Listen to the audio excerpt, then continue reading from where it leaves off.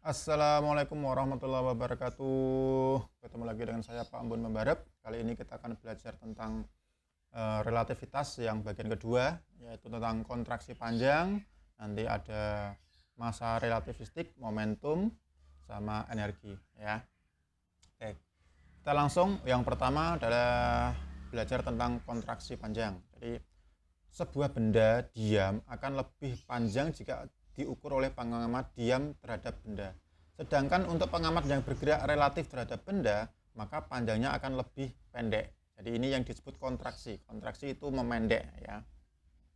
Di kontraksi panjang itu bendanya akan lebih pendek dibanding ketika benda itu diukur oleh pengamat yang diam. Dirumuskan dengan persamaan seperti ini. Persamaannya adalah seperti ini. L sama dengan L0 kali sepergamma, di mana L0 sama dengan L0 akar 1 min V kuadrat per C kuadrat. Jadi L itu untuk panjang yang bergerak terhadap relativistik itu sama dengan L0 panjang ketika diamati oleh orang diam kali akar 1 min V kuadrat per C kuadrat. Ini adalah rumusnya untuk kontraksi panjang. Oke, ini keterangannya. Tetapi di sini kontraksi panjang atau penyusutan panjang hanya terjadi pada komponen panjang benda yang sejajar. Ini ingat ya, penting ya. Jadi hanya terjadi pada panjang benda yang sejajar dengan arah gerak benda. Kalau tegak lurus tidak terjadi kontraksi panjang. Oke. Jadi kontraksi panjang itu terjadi kalau gerakannya sejajar dengan panjang benda. Semua komponen panjang lainnya yang tegak lurus tidak mengalami penyusutan panjang ya. Jadi yang tegak lurus tidak mengalami penyusutan panjang. Oke. Maksudnya seperti ini ya. Kan di sini ada batang gitu ya, ada batang. Terus kita bergerak ya. Kita bergerak sejajar dengan batang tersebut. Maka batang tersebut akan kelihatan lebih pendek, akan kelihatan lebih pendek, lebih menyusut. Jadi ini dengan ini harus sejajar. Kalau kita melihatnya batang tegak lurus, katakanlah batangnya tegak lurus ya, itu tidak terjadi penyusutan panjang. Oke, seperti itu. Atau kontraksi panjang. Oke, itu kontraksi panjang. Kemudian ini ada contohnya. Jarak dua kota di bumi adalah 800 km. Berarti di sini adalah panjang diamnya. Ketika diam, L0-nya adalah 800 km. Berapakah jarak kedua kota tersebut bila diukur dari sebuah pesawat antariksa yang terbang dengan kecepatan 0,6 searah kedua kota? Nah, berapakah L relativistiknya atau kontraksi panjangnya apabila V-nya kecepatan pesawatnya 0,6 C searah kedua kota ya, searah kedua kota. Oke, kita masukkan aja.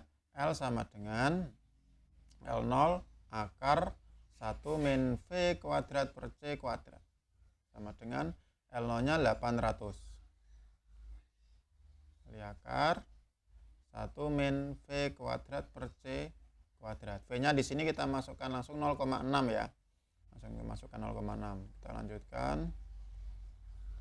1 min 0,6 kita kuadratkan berarti 0,36 C kuadrat per C kuadrat. C kuadrat dengan C kuadrat bisa kita coret sama dengan 800 kali akar 1 kurangi 0,36 hasilnya adalah 0,64. Akar dari 0,64 adalah 0,8. Berarti di sini 800 kali 0,8 ya.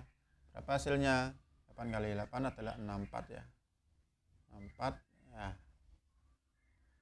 Jadi jarak kota tersebut jika dilihat oleh orang yang berada di pesawat antariksa dengan kecepatan 0,6 itu menjadi 640 km.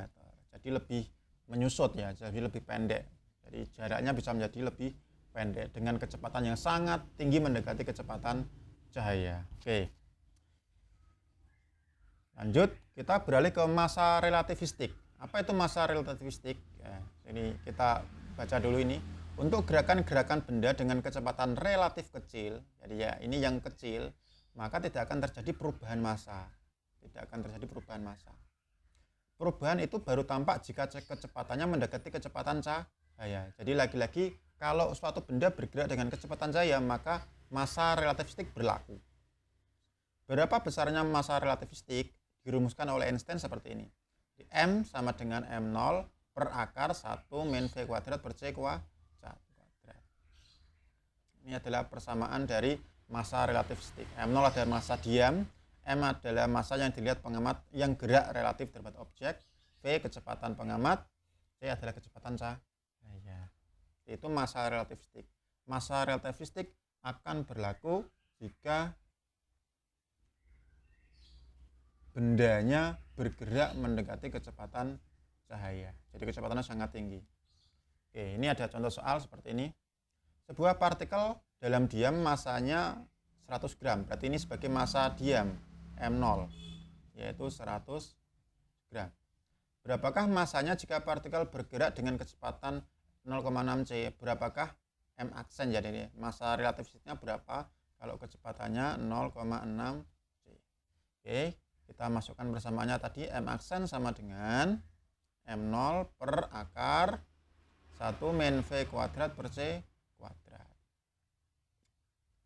Sama dengan M0 nya 100 per akar 1 min V nya tadi 0,6 ya, kita kuadratkan berarti 0,36 C kuadrat dibagi berapa? Oh, dibagi C kuadrat. Ada yang sama-sama, C kuadratnya kita coret sama dengan 100 per 1 kurangi 0,36 hasilnya akar 0,64 sama dengan 100 per akar 0,64 itu 0,8.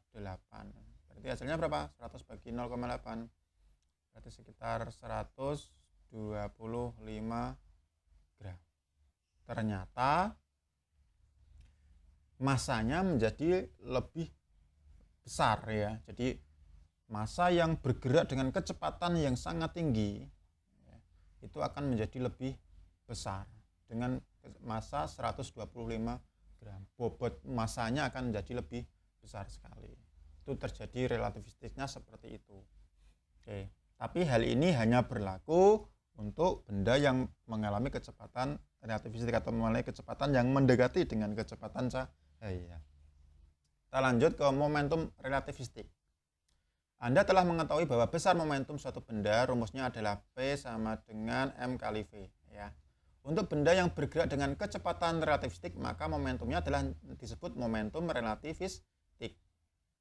Nah, besar momentum relativistik P diperoleh dari persamaan P sama dengan M kali V. Seperti yang waktu di fisika klasik ya. Cuma di sini M-nya adalah yang berlaku adalah massa relativistik. M-nya adalah massa relativistik M0 per akar 1 min V kuadrat per C kuadrat. Jadi persamaan P sama dengan M kali V, M-nya tinggal disubstitusi menjadi persamaan yang ini. Jadi persamaannya, rumusnya relativistik adalah P sama dengan M0 kali V per akar 1 min V kuadrat per C kuadrat. Ini adalah rumusan dari momentum relativistik. Kita lanjut ke energi relativistik. Albert Einstein pada tahun 1905 menyatakan bahwa ada kesetaraan antara massa dan energi. Ya, ini penting ya. Ada kesetaraan antara massa dan energi pada benda yang bergerak mendekati kecepatan cahaya. Pada penyinaran zat radioaktif selalu disertai energi yang sangat besar. Energi ini diserap dan berubah menjadi panas. Jika benda diam menerima energi kinetik, massa relatif bertambah akan besar. Tetapi jika kehilangan energi, massa benda akan semakin berkurang, relatif berkurang. Dalam fisika klasik yang dulu kita mengenal dua prinsip kekalahan, yaitu kekalahan massa dan kekalahan energi. Dalam relativitas, kedua prinsip kekekalan tersebut bergabung menjadi prinsip kekekalan massa energi. Jadi ini bergabung ya, karena ada kesetaraan antara massa dan energi dalam konsep relativitas. Dan memegang peran penting dalam reaksi inti. Oke, menurut Einstein, benda yang bergerak dengan kelajuan V akan memiliki energi kinetik. Ini karena adanya kesetaraan antara massa dan energi. Kita lihat ini energi kinetik. Di sini adalah mc kuadrat, ini adalah energi total. Energi total. min M0 C kuadrat atau energi diam. Kalau persamaan awalnya biasanya tulis gini. Energi kinetik itu sama dengan energi total, ya, energi total dikurangi energi diamnya. Oke, nah, seperti itu. Jadi persamaan Einstein antara kesetaraan massa dan energi mungkin pernah mendengar persamaan rumusan Einstein ini ya, E sama dengan mc kuadrat. Inilah rumusan yang dikemukakan oleh Einstein. Jadi rumus kesetaraan antara massa dengan energi. Oke. Dan untuk rumus energi kinetiknya adalah energi total yang ini, ya, energi total yang ini dikurangi dengan energi diamnya. Kita lanjut. Nah, ini ada contoh-contoh soal, ya. Nanti anak-anak bisa mengerjakan beberapa contoh soal ini di rumah, ya. Oke, mungkin itu dulu dari saya. Kita ketemu lagi di pembahasan berikutnya. Assalamualaikum warahmatullahi wabarakatuh.